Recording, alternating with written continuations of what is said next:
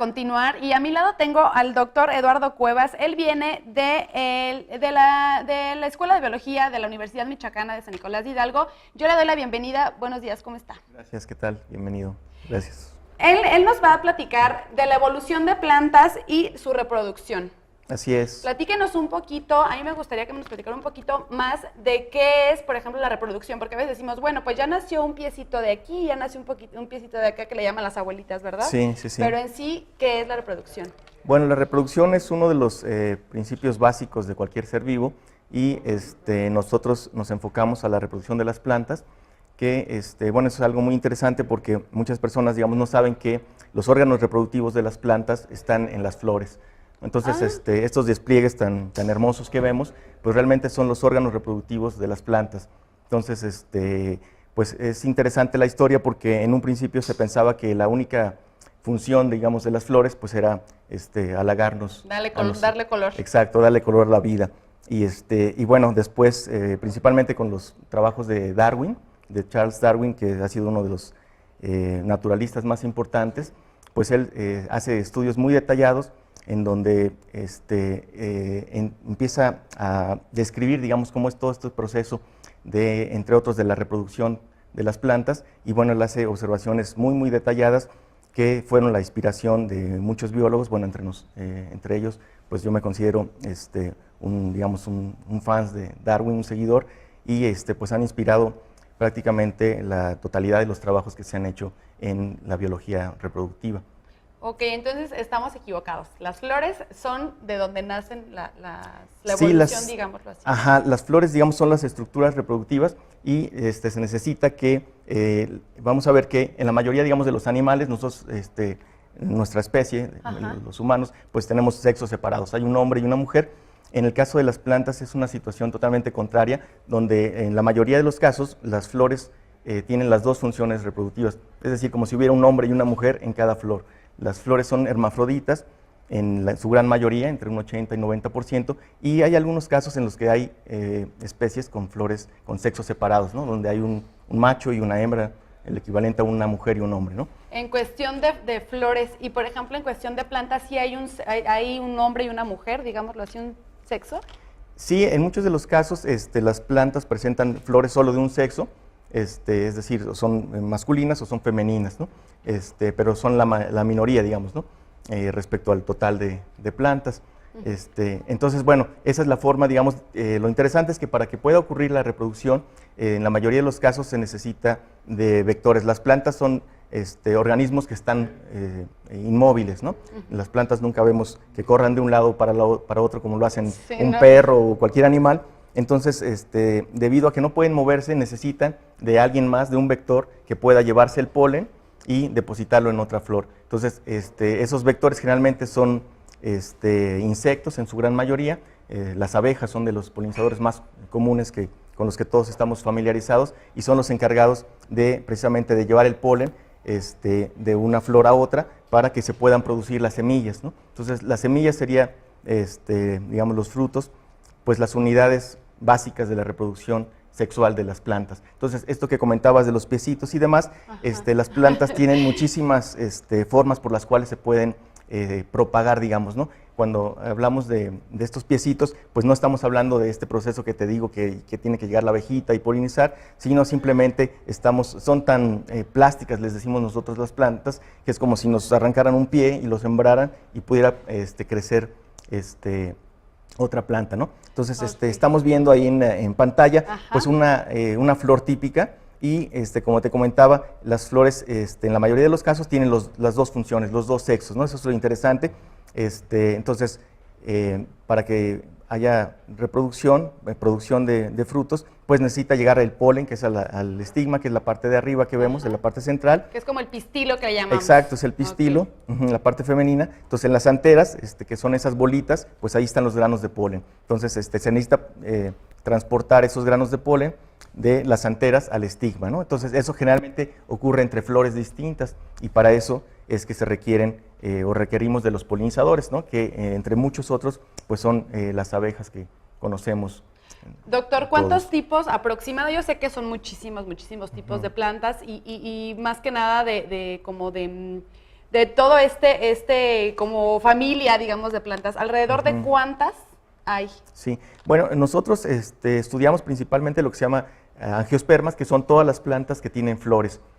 Aproximadamente hay, digamos, la mayoría de las plantas que vemos aquí en la ciudad son angiospermas, son de este tipo, aunque muchas veces no vemos las flores, ¿no? Porque son muy pequeñitas, digamos.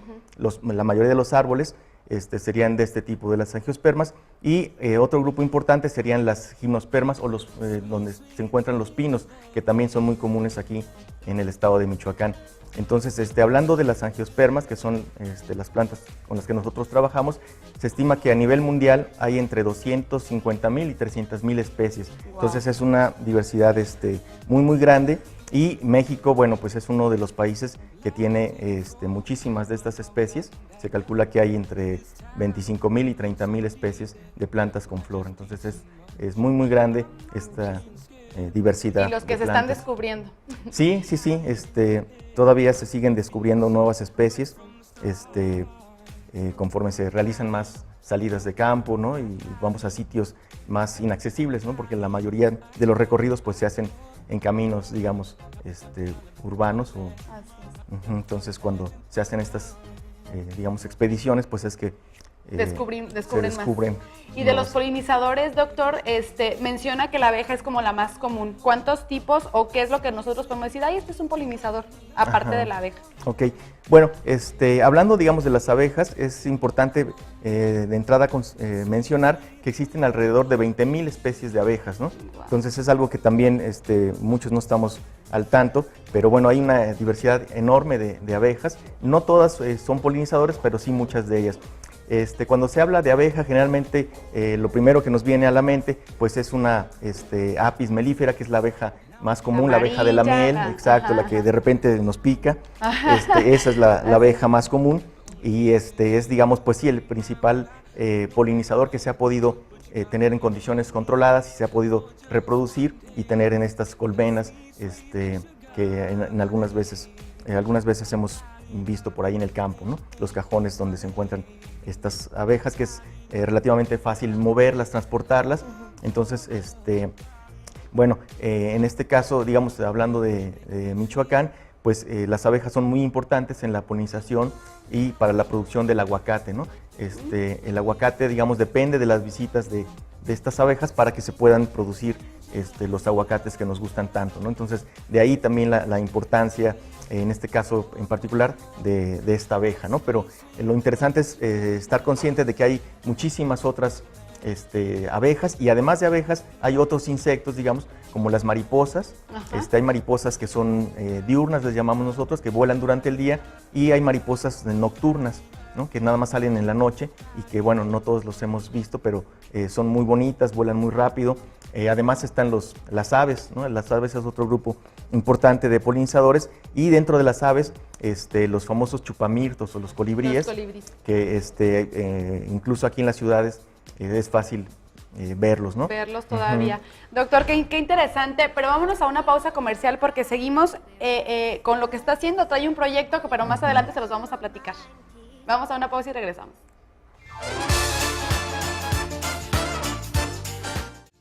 Seguimos con este tema tan importante que es la evolución de las plantas y su polinización y su reproducción. Y aquí nos estabas platicando, doctor, de la importancia que es de los polinizadores. Nos mencionabas tipos de polinizadores, que era, por ejemplo, las abejas, el colibrí, pero hay uno en especial que no creí, bueno, al menos yo no creía que también es polinizador. Ajá. Bueno, sí estábamos comentando de estas mariposas nocturnas, que muchas veces no son fáciles de ver, pero ahí están haciendo su trabajo. Y en particular, digamos, el caso más visible quizás sea el de los colibríes, porque además de cumplir esta importante función de estar transportando el polen de una planta a otra, de una flor a otra, pues son un deleite para nuestros ojos, ¿no? Ahí los colibríes tienen unos colores increíbles, además de que son unos animales excepcionales en cuanto a su vuelo. No hay otro animal que pueda tener esa capacidad de moverse como lo hacen los colibríes, de atrás para adelante. Mueven sus alas, se estima que alrededor de más de 100 veces por segundo. En un segundo hacen 100 veces esto, ¿no? Entonces tienen características impresionantes los colibríes, además de su belleza, ¿no? Hacen una fiesta cada vez que vuelan, pero también nos platicaba, en el corte comercial, nos platicaba de los murciélagos. De los murciélagos, sí. Los murciélagos son unos polinizadores importantes, en particular de algunos grupos, como los magueyes o los agaves, de donde se obtienen varias de las bebidas destiladas, como podría ser el mezcal o el tequila. Entonces, y bueno, de otros grupos de plantas que llamamos nosotros cactáceas, de los cactus que vemos en las zonas áridas de México. Bueno, los murciélagos son muy importantes en este sentido porque son los encargados de precisamente efectuar la polinización, hacer el transporte del polen de una flor a otra. Y además los murciélagos, además de hacer la polinización, también intervienen en lo que es la dispersión de los frutos. Es decir, ellos cuando ya están los frutos, en este caso podrían ser las tunas, digamos, pues los murciélagos pueden llegar ahí y dispersar, comerse algo de ese fruto y dispersar las semillas cuando defecan. Entonces, los murciélagos realmente cumplen una función muy importante y, bueno, por esto es importante pues decirle a la gente que pues que no los mate, que no vayan a las cuevas a quemarlos ni hacer este tipo de acciones, porque en la mayoría de los casos la gran parte de las especies de murciélagos son benéficas, digamos, para el hombre, y solo hay una o dos que serían las que realmente chupan sangre, ¿no? Entonces, hay que desmitificar esto de que los murciélagos son dañinos o que nos van a causar algún problema. Los murciélagos o cualquier animal que tengamos, por favor, cuídenlos porque es parte del ciclo de la vida, es parte del ciclo que nos está alimentando y cuando una cosa falta, la otra se descompone y así.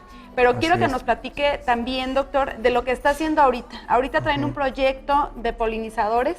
Así es. Dentro de la ciudad. Platícanos. Sí, esta idea es muy interesante. Y se llama así, Jardines de Polinizadores, y la idea es, junto con otra institución, prácticamente con la UNAM, estamos colaborando, y lo que se trata es de tener jardines urbanos dentro de la ciudad, en este caso de Morelia. Estamos tratando de echar a andar estos jardines. Habría uno en el campus de la UNAM, o dos en el campus de Ciudad Universitaria de la Michoacana, otro en el Museo de Historia Natural. Y la idea es muy sencilla. Lo que queremos es, bueno, como quizás muchos de ustedes hayan oído, que actualmente estamos en una crisis de polinizadores, es decir, bueno, es una crisis de muchas otras cosas, pero también les está afectando a los polinizadores. Entonces, ha habido disminuciones importantes de abejas, por poner un ejemplo, y lo que queremos nosotros con estas acciones, pues es concientizar a las personas de la importancia que tienen estos insectos, principalmente en la reproducción de las plantas, y porque eso también está relacionado con los alimentos que nosotros consumimos, ¿no? Entonces, muchos de los alimentos, como les había comentado, el aguacate, las manzanas, las almendras, no se podrían producir si no hubiera estos polinizadores. Entonces, la idea es sembrar estas plantas que van a tener distintas flores y con la finalidad de que empiecen a traer visitantes florales, que serían los polinizadores, y que de esta forma pues podamos recuperar, digamos, de cierta forma, resarcir estos daños que estamos haciendo a los ecosistemas, pues que todos podamos poner un granito de arena, contribuir como podamos, y después la idea sería poder replicar estos jardines pues en la casa de alguien. Nosotros pretendemos hacer un manual y facilitar, digamos, que cualquiera pueda hacer estos tipos de jardines de polinizadores en su casa o en un área verde que tenga cercana. En cualquier espacio que tenga. ¿Qué tan recomendable sería para la ciudadanía, más que nada, en este tipo de lugares en donde los van a poner? ¿De qué manera puede usted decirnos o ayudar a que la gente se concientice y que, por ejemplo, no llegue y arranque la florecita para la novia? ¿No? Ajá, sí. Bueno, pues yo creo que todo, bueno, como en muchas cosas, la base son los niños, ¿no? Entonces, pensamos ir también a escuelas primarias y pues darles pláticas en este sentido de la importancia de los polinizadores, de la importancia de las plantas, y pues que esto contribuya a que ellos vayan teniendo una conciencia y que pues las conserven. Cuando las vean, en lugar de arrancarlas, pues las cuiden, ¿no? Ya después, si quieren tener una flor para la novia, bueno, pues pueden cultivar otra, unas rosas, ¿no?